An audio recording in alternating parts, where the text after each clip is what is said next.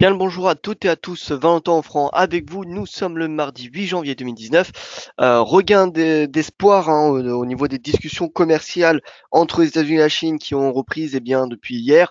Celle-ci devrait se terminer normalement aujourd'hui. Wilbur Ross, qui est le secrétaire américain au commerce, pardon, est plutôt optimiste et il a indiqué qu'un accord raisonnable pourrait être conclu. Alors pas à l'issue de ces 2 jours des discussions, mais voilà, dans un futur globalement proche, ça n'a pas été cité, mais c'est ce dont le marché a comment dire a retenu de son finalement de son intervention. Alors bonjour François, j'espère que vous allez bien. Frédéric, que je salue également. Gérard, bien le bonjour à vous.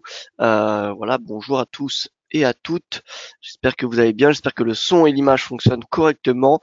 Tout de suite, l'avertissement, les gars sur risque, je vous invite à prendre connaissance. Le trading avec effet de levier amplifie toujours les gains et les pertes. Un compte risque limité prend un risque de perte du capital investi. L'investissement sur compte titre prend un risque de perte en capital. IG fournit un service d'exécution d'ordre. Cette présentation est à titre indicatif et ne saurait être considérée comme un conseil ou une recommandation.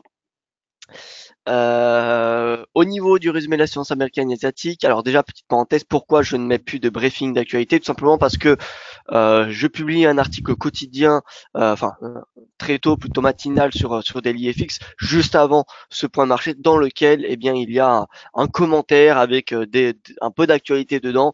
Donc voilà, si vous voulez euh, un commentaire un peu plus tôt que ce point de marché, je vous invite à vous connecter sur le site DailyFX. Euh, et avant 9 heures, heure française, il doit y avoir normalement un article. Alors, soit qui est en top ici, soit qui est en dessous. Mais voilà, en tout cas, il devrait y avoir un article. Vous voyez, 8h25 ce matin. Vous avez donc un espace avec un commentaire. Voilà ce qui s'est passé hier à Wall Street, ce qui s'est passé cette nuit, ce qui s'est passé sur le marché d'échange, et ensuite le focus du jour. Vous avez un aperçu du calendrier économique et ensuite quelques articles que je suggère de lire. Voilà. Donc, je reviens au vif du sujet. Hier, on a eu une poursuite du rebond à Wall Street. Nasdaq qui a pris plus 1,02%. Les techs qui sont particulièrement sensibles au dossier sino-américain, malgré le profit warning qu'on a eu d'Apple la semaine dernière, malgré le profit warning qu'on a eu cette nuit de la part de Samsung, qui revient mettre un petit peu qui revient un petit peu renforcer, pardon, les pauses comment dire, la crédibilité d'un ralentissement de l'économie mondiale. Donc, euh, donc voilà, mais en tout cas, on a de l'espoir ce matin. En tout cas, hier, on en avait l'espoir sur un accord entre les États-Unis et la Chine, ce qui permet aux tech de surperformer, comme on le voit très bien. Le Dow Jones, lui, se contente de 0,42%, le S&P 500 de 0,70%. Le DXY, hier, a perdu 0,51%, mais il est en hausse ce matin. Le dollar qui est en hausse face à la plupart des devises majeures, donc on a un rebond du dollar. Il faut dire en même temps que l'euro a tapé une résistance vraiment importante hier, on va le voir. Le VIX est resté plutôt stable, il a légèrement progressé, mais bon, voilà, léger, vraiment c'était très léger.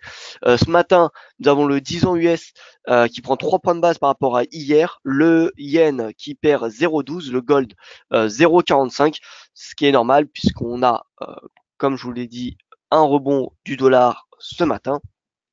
Nous avons le Nikkei qui clôture en hausse. Par contre, les marchés émergents tirés vers le bas par la Chine perdent 0,52%. Au niveau du calendrier économique, production industrielle allemande qui est ressortie à moins 4,7%, comme on peut le constater, c'est plutôt mauvais, ce qui fait pression sur l'euro. Nous aurons les ventes au détail suisses à 8h30, la balance commerciale américaine à 14h30, et globalement, ça sera tout ce qui sera vraiment important à suivre aujourd'hui. Voilà, donc bonjour à tous ceux qui viennent de nous rejoindre. Voilà, donc je vous fais voir rapidement l'euro-dollar parce qu'il est assez intéressant. J'avais écrit un article hier dessus et que j'ai publié sur DailyFX et j'invitais à faire attention au bull trap et au bear trap. Et regardez, hier, la résistance 1,1472 n'a pas voilà, parfaitement fonctionné. 1,1472, c'est la résistance qu'on a sur l'euro-dollar. 1,1472, ça se short.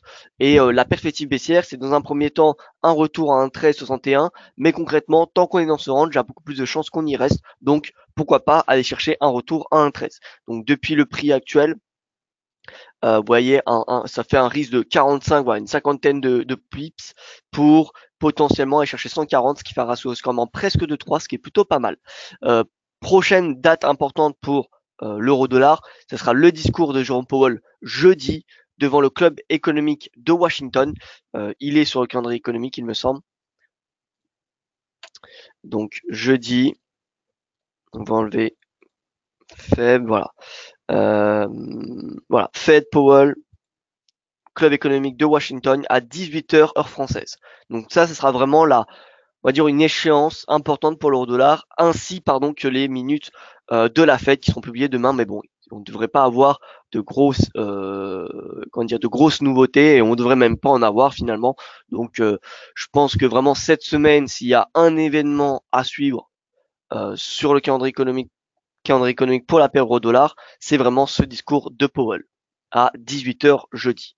Donc d'ici là, je pense que l'euro-dollar n'a pas vraiment d'argument pour sortir par le haut de ce range. Donc pour moi, il y a beaucoup plus de chances qu'on revienne chercher les 1,14, voire même 1,1350 d'ici le discours de Powell. Voilà, donc j'ai plutôt un avis baissier. L'euro JBP, on en avait parlé hier. Pareil, techniquement, c'était très propre. C'était sur la base d'un range. Et voilà, j'anticipe quand même un rebond tant qu'on est sur la base de ce range. Vous voyez, nous sommes sur ce seuil. Voilà, donc là on a l'offre, enfin on a la demande, pardon, et ici se situe globalement l'offre. L'offre, vous voyez, si je devais la tracer, elle est par là.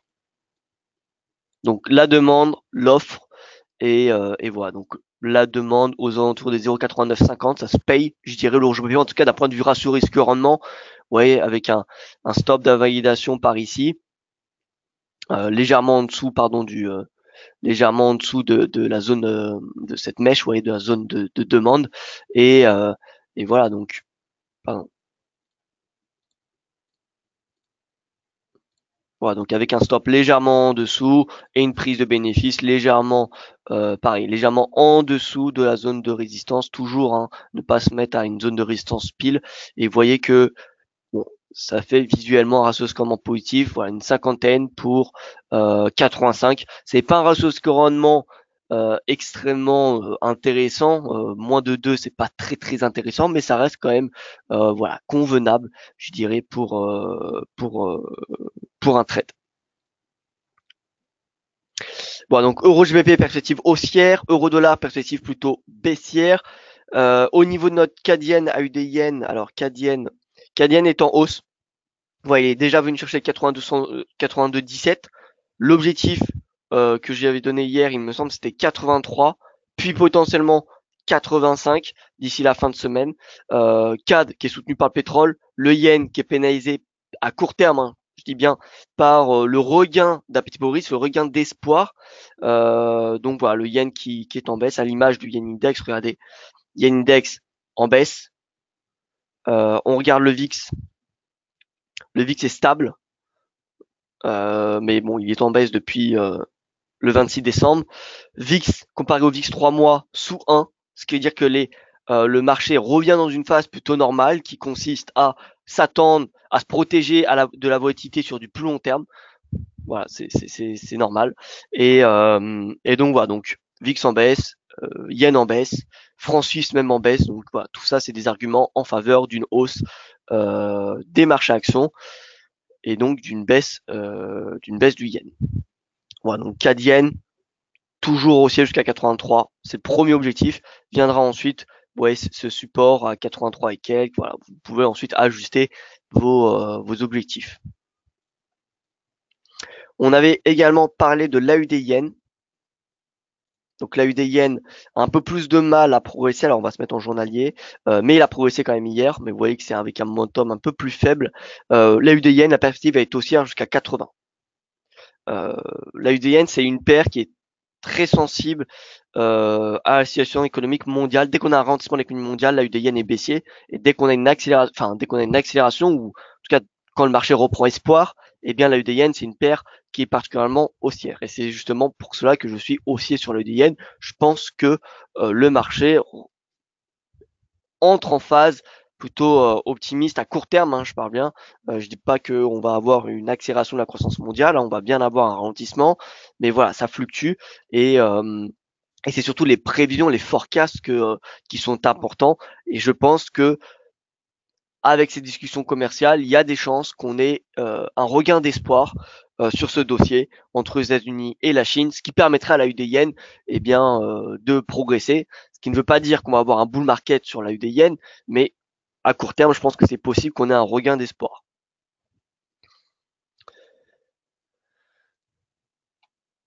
Alors, Valentin, j'ai raté un épisode. Pouvez-vous me dire ce qui a causé le flash crash sur le yen? Merci de la part de Edgy. Alors, bonjour à vous, Edgy. Alors, a priori, vous savez qu'il n'y a pas vraiment comment dire, il n'y a pas d'explication officielle, mais a priori, ça aurait été un problème de liquidité. Alors, je me suis renseigné, on dit bien flash crash, même si c'est une hausse du yen, parce que ce qu'on a eu sur le yen, c'était pas un crash, hein. Au contraire, c'était en fait le yen qui s'était envolé. Mais quand on a cette bougie de flash crash, enfin vraiment où ça va extrêmement vite, on perd des centaines de pips, voilà, en quelques secondes, quelques minutes, et même si c'est haussier, on parle d'un flash crash. Voilà, donc je me suis renseigné pour information, ça s'appelle comme ça, que ce soit haussier ou baissier, c'est un flash crash. Donc c'était un flash crash sur le yen causé par un problème de liquidité. Alors, je préfère assurer, c'est pas un problème de liquidité de votre broker, c'est vraiment un problème de liquidité global, hein, qui a été voilà, dans toutes les banques, voilà, c'était vraiment global et ce n'est pas votre broker qui a causé ce problème de liquidité.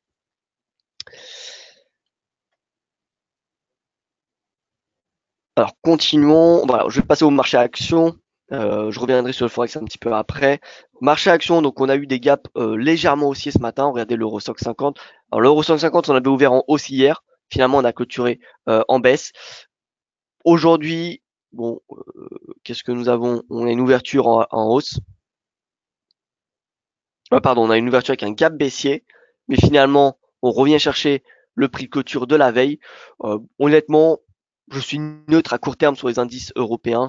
Vous voyez qu'on n'a pas vraiment de mouvement. Là, on a eu un gap haussier. Finalement, vous voyez, on a eu une baisse. Il n'y a pas vraiment de mouvement sur les indices européens pour le moment. Au niveau du DAX, par contre, on a eu, vous voyez, une épaule tête épaule qui a été confirmée et ce qui donne un objectif théorique haussier, vous voyez, vers les 11 000 points. Puisque si on reporte la hauteur de cette tête, eh bien, on vient chercher à peu près, vous voyez, 11 000, voilà, 11 000 points, 11 075 pour être précis. Donc, DAX, je pense qu'il y a une possibilité qu'on ait cherché les 11 000 points cette semaine. Je suis positif. Maintenant, à court terme, je vois qu'en intraday, on n'a pas vraiment de mouvement, donc faut pas non plus s'attendre à un momentum vraiment très très important. On n'a pas vraiment de catalyseur hein, pour le moment. Si on a des commentaires sur les relations commerciales entre les États-Unis et la Chine à l'issue de ces 2 jours de discussion, ça serait un argument favorable pour que le marché prenne des risques. D'accord. Maintenant, si on a vraiment un échec de négociation, on n'a même pas une avancée quelconque dans ce dossier, le marché sera à nouveau prudent et voilà, restera vraiment très prudent sur les marchés actions. Donc je pense que le marché déjà attend des informations sur ces discussions commerciales entre les États-Unis et la Chine qui ont lieu depuis hier et qui se termineront aujourd'hui. Et deux, le marché attend Powell jeudi, puisque vous savez que en décembre, ce qui a beaucoup impacté les marchés actions, c'est pas vraiment le dossier commercial, c'est surtout la Fed, ce que faisait la Fed. C'est ça qui a impacté, qui a vraiment pénalisé les marchés actions en décembre. Donc la Fed est extrêmement suivie en ce moment, et surtout euh, les mots que Powell utilise. Dernièrement, la semaine dernière, on a eu Powell qui a été plutôt dovish vendredi, plutôt même assez dovish, ce qui a quand même rassuré le marché, ce qui a permis ce rebond majeur vendredi. Mais voilà, si jeudi Powell décide eh bien d'être comme ce qu'il avait été lors de son discours le 14 décembre, après la hausse des taux, eh bien ça serait négatif pour les marchés actions. Donc ce qui est négatif pour les marchés actions, c'est lorsque Powell dit que la Fed va continuer à remonter ses taux au même rythme que l'année dernière, que en 2018. Ça, c'est un argument qui est négatif. Pourquoi? Bien parce que beaucoup trop de hausses des taux, ça serait beaucoup trop de hausses des taux dans un contexte économique d'un point de vue global assez incertain. Et même aux États-Unis d'ailleurs, on le voit que les chiffres macro commencent de vraiment ralentir. Alors ils sont pas mauvais comparés à la situation dans le monde, mais on voit qu'ils sont voilà, qui peinent à enfin qui décélèrent tout simplement. Donc si on a 3 hausses des taux cette année, en tout cas en ce moment le marché n'envisage vraiment pas 3 hausses des taux. Le marché anticipe un statu quo de la Fed jusqu'à au moins juin. Et il y aurait a priori 2 hausses des taux cette année. Donc si Powell dit que l'économie va bien et que la Fed va poursuivre sa politique monétaire, son rythme de hausse des taux, ça serait négatif pour le marché action. Au contraire, si Powell dit que voilà, il y a des risques, mais que la Fed est prête à voilà à s'adapter, ça serait positif pour les marchés actions parce que voilà, ça montrerait de la flexibilité, ça sous-entendrait que si on a un problème sur les marchés, eh bien la Fed viendrait à la rescousse. Donc ça donne confiance finalement aux investisseurs. Donc au niveau du DAX, perspective légèrement haussière au vu de cette épaule tête-épaule, mais il n'y a pas non plus de quoi anticiper un bull market, un rebond. Je pense qu'on peut se contenter des 11 000 points et ensuite voilà arrêter de voilà d'anticiper un petit peu. Enfin, je vois pas pourquoi on anticiperait plus, pour être tout à fait franc avec vous. Au niveau du CAC 40, alors là on est au niveau d'une résistance. Regardez, c'était le plus bas du 10 décembre qu'on est en train de tester. Je pense qu'on peut revenir chercher ce plus haut à 4900 points, à peu près. Mais voilà, c'est pareil. Je ne vois pas un bull market sur les indices européens ou même américains tant qu'on n'a pas d'avancée sur les relations commerciales entre les États-Unis et la Chine. Tant qu'on n'a pas d'avancée sur ce dossier, il y aura pas de hausse majeure des marchés actions. Au niveau du Dow, alors le Dow en 4 heures, donc il revient à, alors ça je vais enlever, donc il revient à 23 112 qui était son plus bas de l'année il me semble. 23 112, voilà, c'était le plus bas du flash crash. Vous voyez qu'on a dépassé cet ancien plus bas qui était devenu une résistance. Comme je disais hier, je pense que le Dow Jones a une marge de progression jusqu'à 24 120 qui était plus bas, vous voyez, du 26 octobre. Au niveau du S&P 500, pareil, il revient au-dessus de son ancien plus bas de 2018, enfin du flash crash de 2018 qui avait eu lieu en février, pardon. Et je pense que là, on est parti pour aller chercher les 2603 points. Maintenant, plus haut, ça me semble compliqué. Nasdaq, pareil, on repasse au-dessus du plus bas du flash crash de février 2018. Et là, concrètement, bon, bah, la résistance, elle est aux alentours des 6006. Donc, on a encore une centaine de points de hausse possible sur le Nasdaq. Maintenant, plus dans ce contexte, ça m'étonnerait. Je pense que le marché va rapidement prendre des bénéfices. Le VIX est à 20, c'est bien, mais on est peut-être, vous voyez, on s'approche d'un support vraiment important. C'est un support qui a tenu depuis le début du bear market, puis le début de la correction sur les marchés américains. Donc voilà, à mesure qu'on va s'approcher de 16, la probabilité d'un rebond du VIX et donc d'une baisse du marché action américain augmentera. Donc voilà, le VIX est en baisse, c'est bien pour du court terme.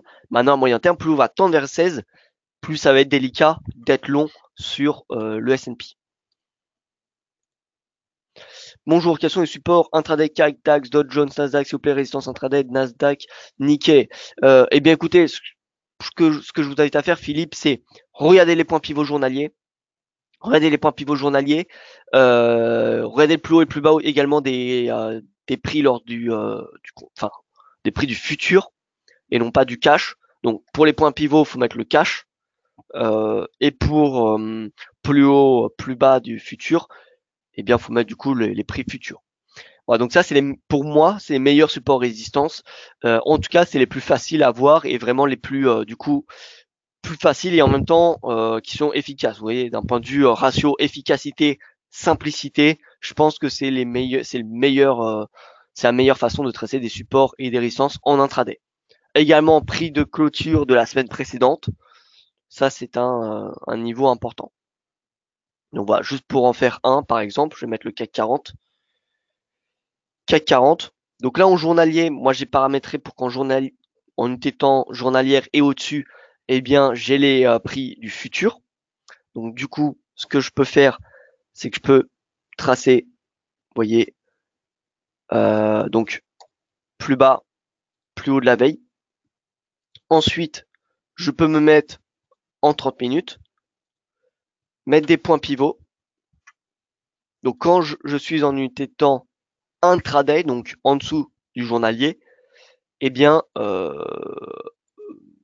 j'ai que les cotations du cash. Donc c'est-à-dire finalement lorsque Euronext est ouvert, précisément donc de 9h à 17h30 heure française. Et donc là je mets point pivot. Vous pouvez mettre les points pivots journaliers. Vous pouvez également ajouter à cela des points pivots hebdomadaires. Et voilà. D'ailleurs, il faut que je fasse une étude sur les points pivots. Rappelez-vous, est-ce que shorter le R3 du jour ou payer le S3 du jour est une stratégie gagnante? Est-ce que c'est statistiquement gagnant? Voilà, il faut que je le fasse. Je n'ai pas eu le temps. Pour le moment, j'ai préparé une étude sur les gaps que j'aurai à l'occasion de vous présenter très bientôt. Il faut que je rédige l'article, l'étude. Est-ce que c'est rentable de trader les gaps? Voilà, donc j'ai fait une étude Excel sur Excel en journalier depuis le début des années 2000. Donc voilà, il y a beaucoup de data et, euh, et voilà. Donc vous avez les points pivots du jour.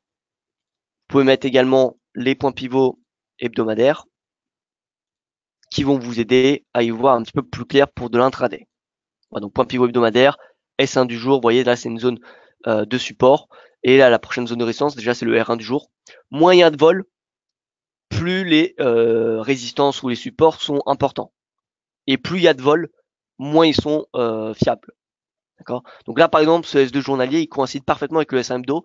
Du coup, ce seuil à 4639, c'est un seuil majeur. D'accord. En intraday, si on vient tester ce support, il y a de fortes chances qu'on y rebondisse.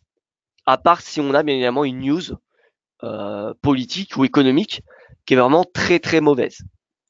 Mais sinon, vu qu'on a deux seuils qui coïncident et qu'on est dans un moment où il y a quand même peu de vol en intraday, enfin aujourd'hui il y en a peu, hier il y en avait peu, eh bien le S2 devrait faire office de support s'il est atteint.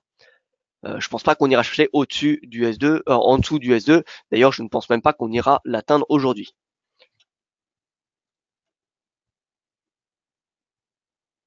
Avez-vous un avis sur la phase dans laquelle on est? Est-ce une phase de distribution? Alors, excellente question. Excellente question. Alors déjà, ça dépend de l'unité de temps dans laquelle on regarde cela. Si on se bat sur du très long terme, je pense qu'on est encore, je pense qu'on est encore dans une phase publique. Vous savez, la dernière phase où tout le monde en parle et où tout le monde achète, c'est-à-dire c'est pas le moment où il faut acheter. Donc oui, je pense que on n'est pas dans une phase d'accumulation en tout cas. La phase d'accumulation, c'est la phase qui précède vraiment le début, enfin le bull market. Phase d'accumulation, souvent c'est dans un range et qu'on y sort par le haut. D'accord. Donc je pense pas qu'on est dans une phase d'accumulation. Je pense qu'on est encore dans une phase de purge, dans une phase de purge qui s'inscrit dans une phase de public. Voilà. D'ailleurs, regarde en hebdo. Oui, ça c'était la phase d'accumulation post crise financière, phase d'accumulation. Ici, on avait distribution publique. Et là, on a la purge. Donc, je serai patient avant de re-rentrer dans le marché. À plus court terme, regardez en hebdo depuis 2016. Là, on avait cette période d'accumulation. Et ensuite, la phase publique et de distribution. Donc non, je pense pas que je pense oui que nous sommes dans une distribution, plutôt dans une phase publique, grand public, mais pas du tout dans l'accumulation.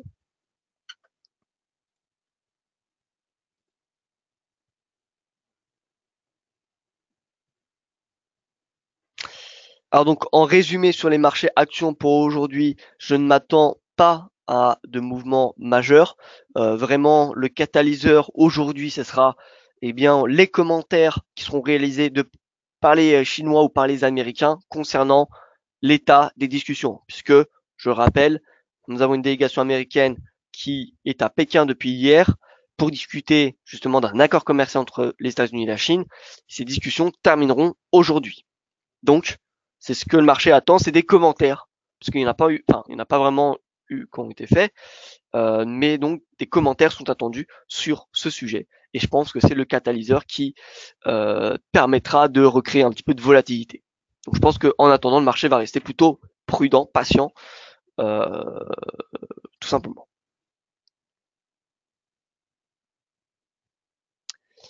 Alors, au niveau du Bund, le Bund, je l'ai regardé ce matin et j'ai beaucoup réfléchi ces derniers temps. Le Bund, je trouve assez intéressant. À shorter, bien évidemment. Le Bund a vraiment décollé ces dernières semaines. Pourquoi? Eh bien parce que vous savez que là, c'est pas le rendement qu'on regarde, c'est le prix du coupon. Le prix du coupon évolue eh bien dans le sens opposé normalement des marchés actions, puisque quand on a un marché action, vous savez, le marché action, c'est des actifs risqués. Le marché obligataire, c'est considéré comme un actif qui est sûr, en tout cas voilà, plus sûr que le marché action. Donc normalement, c'est des effets miroirs. C'est-à-dire que pour se couvrir du marché action, le marché paye des obligations de manière générale. Hein, vraiment, je simplifie la chose. Mais donc, on a eu vraiment un rebond du Bund assez important ces dernières semaines en raison de la baisse du marché action. Donc, il y a deux façons de voir les choses. Soit on va avoir un crack des marchés actions et dans ce cas, le Bund va continuer à remonter et va probablement remonter dans ce cas-là jusqu'à 167 euros si on a un crack des marchés actions. Ou soit on estime que voilà, on a fait quand même un point relativement bas sur les marchés actions, qu'on va avoir un regain d'appétit pour le risque et que donc le Bund va baisser et va baisser davantage cette année puisque on est dans une phase où le marché s'attend à un durcissement de la politique monétaire de la BCE et même d'un point de vue global parce que c'est pas que la BCE qui influence le Bund. Bien évidemment, c'est la BCE qui influence le plus le Bund, mais regardez, le Bund est en baisse depuis 2016. Pourquoi? Eh bien parce que depuis décembre 2015, on a la Fed qui remonte ses taux. Donc voilà, faut voir les marchés, les obligations comme un marché vraiment mondial. Bien évidemment, après chaque obligation, selon, la banque centrale en question, eh bien va avoir le plus d'influence sur l'obligation. Donc par exemple pour le Bund, pour l'OAT, pour le MIB, etc.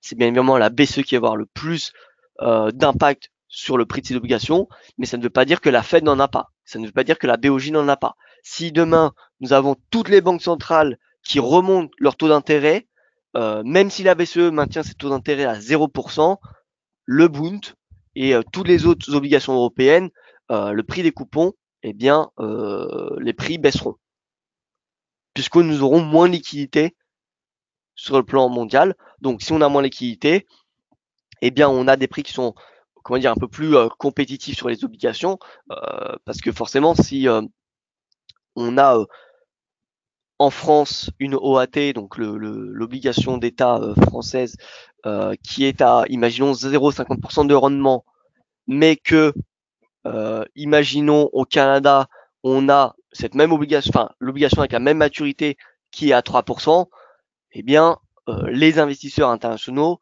vont peut-être privilégier celle du Canada plutôt que la France. Et donc, mécaniquement, ça va faire baisser l'obligation française. Voilà. Donc, il n'y a pas que la BCE qui influence le Bund ou l'OAT ou voilà ou le MIB ou le BTP, etc., etc. Il y a vraiment, faut voir ça d'un point de vue mondial. Donc le fait qu'on a la Fed qui remonte ses taux et de plus en plus de banques centrales, hein, la Banque du Canada, on a eu la BOE, bon pas pour des raisons très similaires, mais voilà, on a de plus en plus de banques centrales qui remontent leur taux d'intérêt, ce qui fait pression sur le marché obligataire. Donc là, le rebond, on peut le voir comme une opportunité si on estime que le marché action a fait son point bas. En tout cas, d'un point de vue technique, regardez, le Bund, retour à ce sommet, cette mèche du 28 mai 2018, ouais, résistance vraiment importante à 161 euros, il me semble, 164 pardon euros, 164 euros, résistance vraiment majeure. Donc en risque, on risquerait 150 points, donc 15 euros, pour, je dirais que le potentiel baissier sur 2019, c'est un retour au plus bas depuis février 2018, c'est-à-dire, vous voyez, 734 points, donc 73 euros de gain. Donc 15 pour 73, 15 euros de risque pour 73 euros de potentiel gain. Ça fait un ratio de rendement, alors de tête, ça fait supérieur à 4, ça fait du presque même du 5, hein, vous voyez. Donc ça peut être intéressant. Autre possibilité, on a le JGB, qui est ni plus ni moins que l'obligation d'État japonaise. Là, il y a quelque chose vraiment d'assez intéressant, puisque le JGB, vous savez que la banque du Japon inonde son marché obligataire.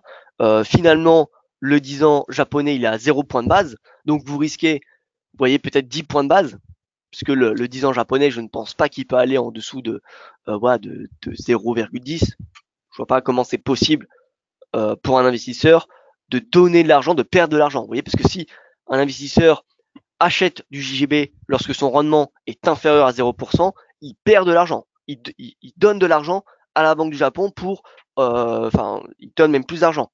Vous voyez, il doit donner des intérêts à la Banque du Japon, ce qui est un peu paradoxal. Vous imaginez, imaginez que la banque, vous faites un emprunt à la banque et la banque vous donne des intérêts en plus.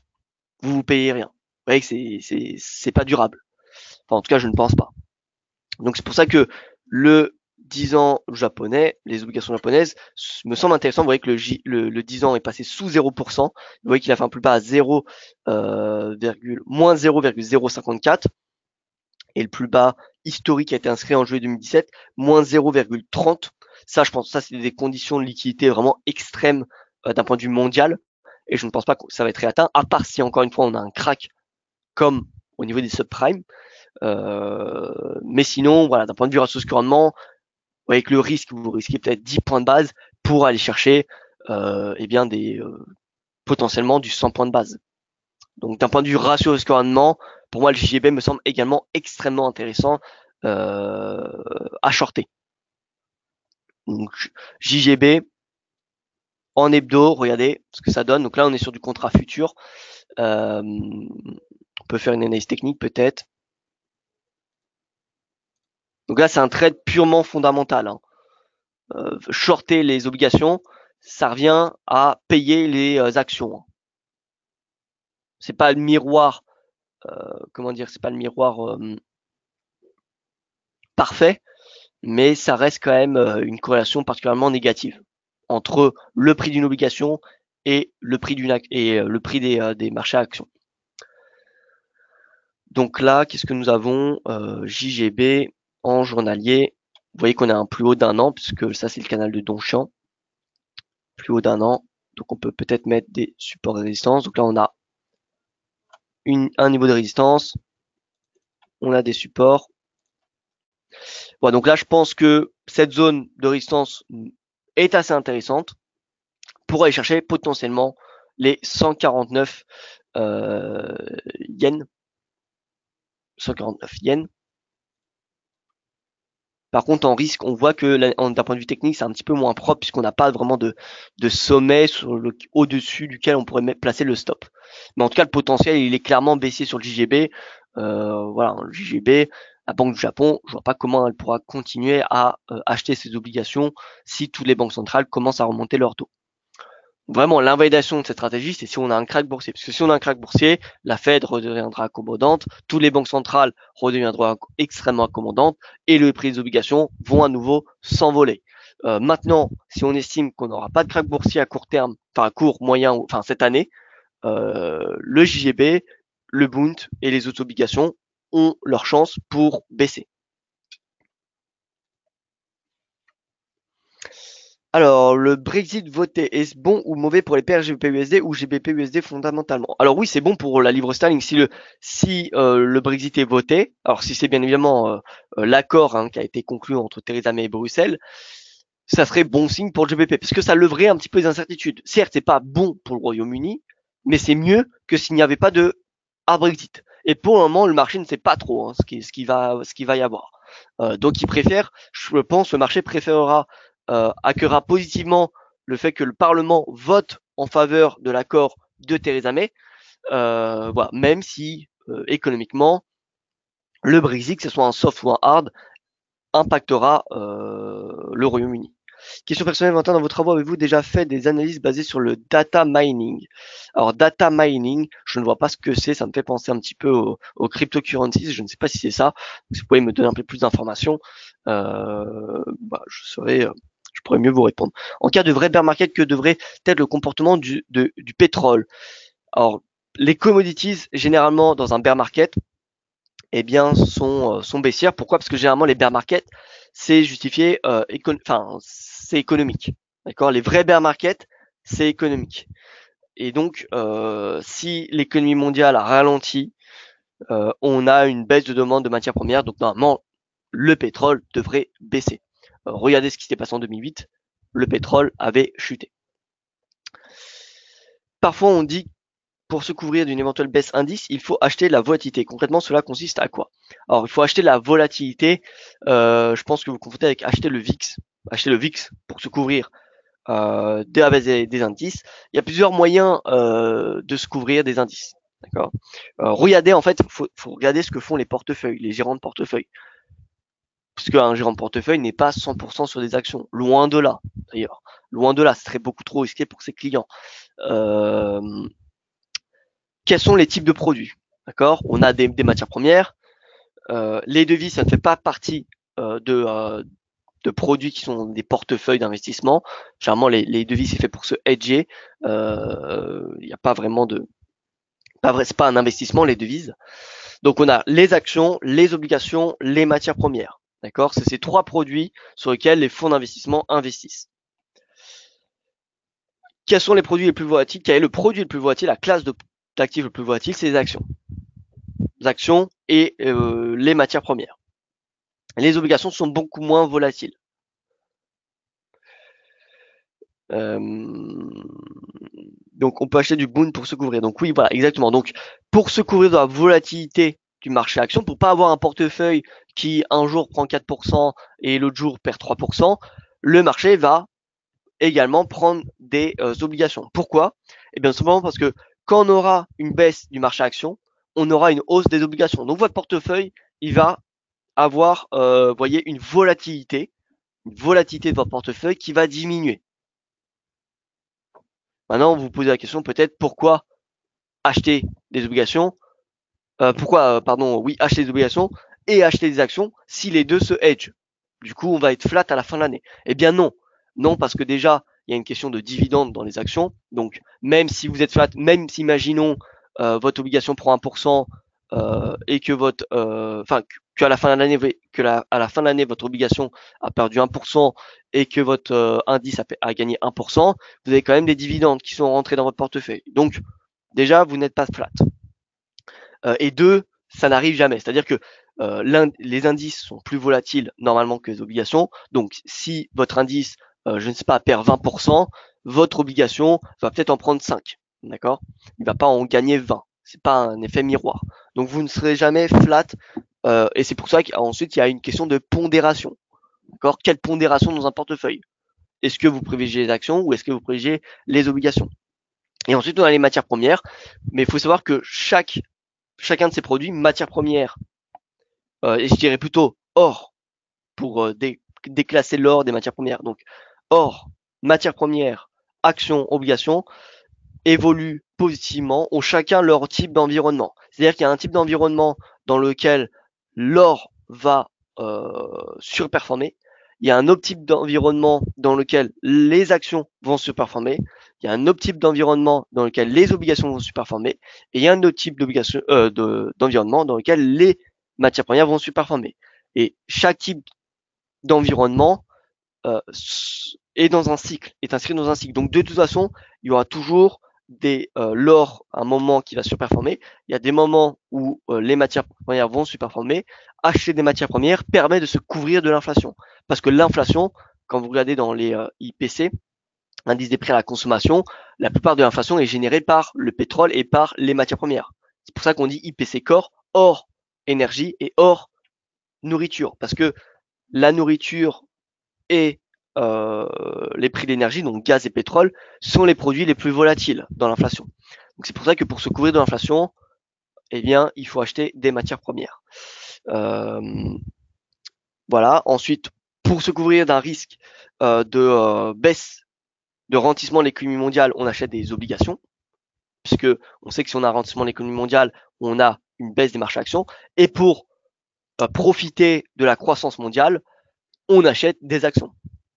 Et enfin, l'or va être également utile pour la volatilité, pour voilà, réduire la volatilité du portefeuille. Ouais, mais ça, c'est tout un sujet éducatif pour les portefeuilles. On peut y parler pendant des heures. Donc oui, on peut acheter du Bund pour se couvrir. Maintenant, faut pas l'acheter. Enfin voilà, c'est vraiment, faut vraiment s'y connaître pour acheter du Bund pour se couvrir d'un type d'environnement. Donc voilà. Peut-on avoir un avis sur Apple et Total? Bien sûr. Alors, je vais juste passer à l'or et au pétrole avant de poursuivre, de répondre à votre question. L'or. Donc l'or, comme je disais hier, je pense qu'on va avoir une petite baisse. Pourquoi? Bien parce que le dollar se reprend, et en plus on a un petit regain d'un petit peu au risque depuis vendredi. Donc voilà, l'or n'a pas à court terme n'a pas vraiment d'argument pour progresser. Je dis bien à très court terme pour cette semaine. Je pense que l'or va s'inscrire en baisse, donc on va revenir 1275. Je pense même qu'on peut revenir à 1268 avant de reprendre une hausse. Attention, l'or, je suis haussier pour du moyen et du long terme parce que ma perspective sur le dollar est extrêmement négative. Le dollar, regardez, il se reprend ce matin, mais concrètement, on sort par le bas. On voit bien qu'on a, regardez les prix de clôture. Alors, je vais enlever les points pivots. Bande de Keltner, alors.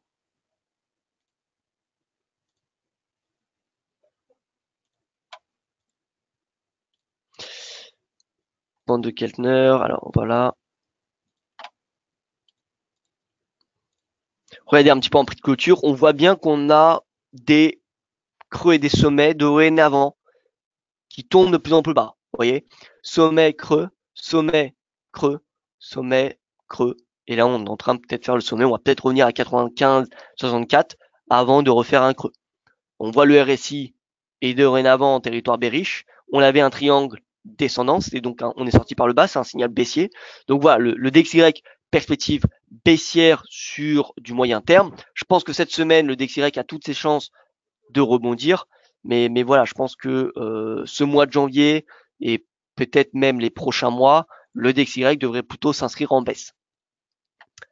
Et donc, l'or, ça va être tout l'inverse.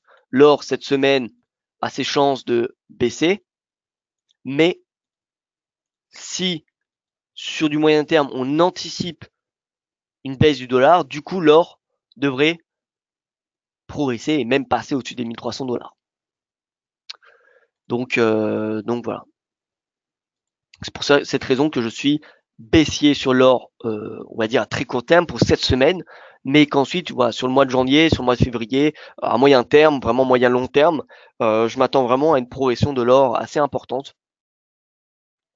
De par la volatilité des marchés à actions qu'on a actuellement, puisque le VIX est au-dessus de 20, et ça m'étonnerait que le VIX passe en dessous de 20 pendant plusieurs semaines, au vu des risques que nous avons dans le monde, montée du populisme en Europe, guerre commerciale, Brexit, voilà, on a quand même pas mal de risques, ralentissement de l'économie mondiale, donc ça, je vois pas pourquoi on aurait un VIX sous 20, en tout cas longtemps. Et c'est pour cette raison que l'or sera un parfait allié pour les gérants de portefeuille. Et de plus, le dollar, comme je vous l'ai dit, moi j'ai une perspective plutôt baissière, et donc forcément, ça devrait être un argument en faveur d'une hausse du cours de l'or. Au niveau du pétrole, alors tente de rebondir. Alors en tout cas, il a rebondi ces dernières, la semaine dernière, mais on voit que depuis hier, pas vraiment de mouvement, que ce soit sur le WTI ou le Brent, à surveiller de très près, puisque si on a un renversement, eh bien le CAD, vous savez qu'il faudra s'intéresser à le vendre. Pour le moment, on n'a pas de divergence baissière sur du 4 heures, ni sur le WTI, ni sur le Brent. Donc patience. Je dirais que c'est pas le moment de l'acheter, mais ce n'est pas non plus le moment de le vendre. Donc je pense que cours pétrole, il n'y a rien à faire pour le moment. Si vous êtes déjà à l'achat pour du moyen long terme, c'est encore cohérent de garder jusqu'à 63-75 à condition de se protéger, c'est-à-dire que vous devez être vous ne devez plus risquer de perdre quoi que ce soit sur votre position longue. Si vous êtes rentré, vous voyez, vers les plus bas, remontez votre stop au-dessus de votre prix d'entrée pour au moins au cas où que le marché se retourne, vous ne perdez pas bêtement votre capital. Alors au niveau de Apple, écoutez, perspective plutôt haussière, malgré les fondamentaux, malgré le profit warning qui a été fait la semaine dernière. Voilà, qu'est-ce qu'on constate en journalier? On constate une belle div. Alors ça peut ne pas suffire à justifier un rebond, mais voilà, on a quand même une décote de 40%, il me semble, sur Apple. Voilà, 36%, c'est quand même pas mal. Alors attention, hein, on peut aller chercher plus bas. On a quand même le prochain vraiment support majeur, c'est celui-ci, c'est 127,57. On peut aller chercher ce niveau de prix, mais voyons qu'on teste une moyenne mobile à 200 semaines, ce qui est une moyenne mobile extrêmement importante. Regardez à ce moment-là, vous voyez, rebond, on est dessus, donc voilà, c'est possible qu'on ait une stabilisation, puis un rebond vers ce niveau de prix. En journalier, on voit que le RSI, pareil, est en train de créer un bottom. Donc voilà, je pense que la plus grosse de la baisse de Apple a été faite et c'est derrière nous. Et là, je pense que c'est le moment à surveiller de près Apple. Je pense pas que ce soit le moment de le payer. D'ailleurs, d'un point de vue technique, regardez, la résistance de momentum est à 38 et on n'a pas dépassé. Donc tant que le RSI clôture pas au-dessus de 38 en journalier, il n'y a pas de signal d'achat. Voilà. Donc patience, mais voilà, on arrive à un niveau à surveiller de très près. Total.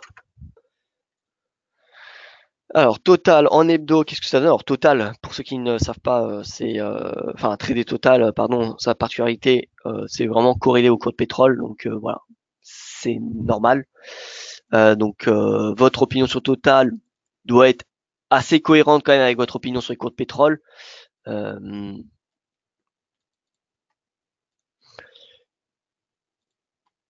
Voilà, donc Total qui s'est approché de cette ancienne résistance à 43,51. On a une div, une belle div, hein. Regardez ici. Creux, 3 creux de plus en plus haut. Et dans le même temps, on a eu eh bien, des creux et des sommets de plus en plus bas. Donc là, le RSI est en train de dépasser 50. S'il dépasse, ce sera un signal haussier. Un signal haussier qui pourrait permettre un rebond et il faudrait voilà, utiliser les retracements de Fibo. Premier objectif, ce serait 38%, puis 50, voire même 61,8. Prochain support pour l'or très court terme, 1275 pour voilà, Jonas qui me demandait le support à très court terme pour l'or. Je vous réponds 1275. Pascal, Total LSA, c'est pour le rendement en dividende. Ok. Pour le rendement en dividende, alors combien était le dividende de Total, je ne sais pas. Je ne sais plus. Donc je pourrais pas vous le dire. En tout cas, d'un point de vue graphique, d'un point de vue de l'analyse technique, on a une div. D'ailleurs, on a une div sur beaucoup d'actions, ce qui est un argument positif pour un rebond vraiment profond des marchés actions. Parce que parfois, on a des rebonds, vous savez, qui sont générés par quelques entreprises, par quelques mastodontes. Or là, on voit qu'on a de plus en plus de divergences sur les actions, ce qui est un argument favorable à un rebond finalement du marché action dans son ensemble. Et voilà, écoutez, je pense que je n'ai plus rien à rajouter. Merci pour votre attention. J'espère avoir été clair. Je vous remercie et je vous passe, je vous souhaite une bonne journée. Et je vous dis à demain pour mon prochain point de marché.